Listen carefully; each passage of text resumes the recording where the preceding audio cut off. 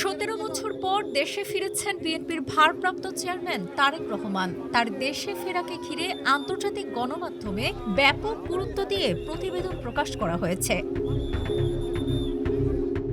যুক্তরাজ্যের প্রভাবশালী সংবাদ মাধ্যম বিবিসির প্রতিবেদনে বলা হয়েছে, জাতীয় সংসদ নির্বাচনের আগে দেশে ফেরা তারেক রহমানের নেতৃত্বে বিএনপি আগামী নির্বাচনে অংশ নিয়ে ক্ষমতায় ফিরতে চায়। 2008 সাল থেকে লন্ডনে বসবাস করা তারেক রহমানকে বাংলাদেশের সম্ভাব্য নতুন নেতা হিসেবেও উল্লেখ করেছে BBC.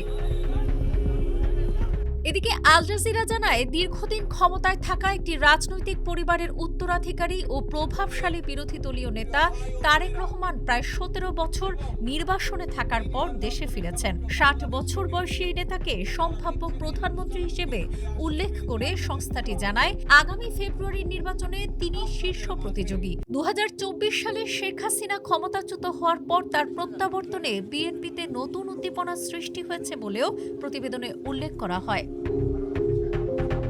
The new York Times লিখেছে, প্রায় 2 দশক নির্বাসনের পর পুরোদমে নির্বাচনী মৌসুম শুরুর প্রাক্কালে ঢাকায় ফিরেছেন বাংলাদেশের সম্ভাব্য প্রধানমন্ত্রীর একজন শীর্ষ প্রতিদ্বন্দ্বী তারেক রহমান।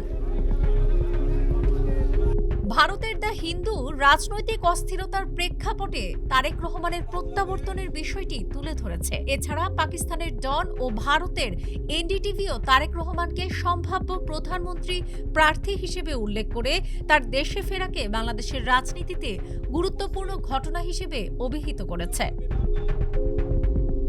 মূলত আন্তর্জাতিক গণমাধ্যমের এই ব্যাপক কভারেজ তারেক রহমানের প্রত্যাবর্তনকে জাতীয় ও আন্তর্জাতিক রাজনীতিতে তাৎপর্যপূর্ণ ঘটনা হিসেবে তুলে ধরেছে। রব্বুল আলামিনের অশেষ রহমতে আজ আমি আমার প্রিয় মাতৃভূমিতে ফিরে আসতে পেরেছি আপনাদের দোয়ায়। আপনাদের মাঝে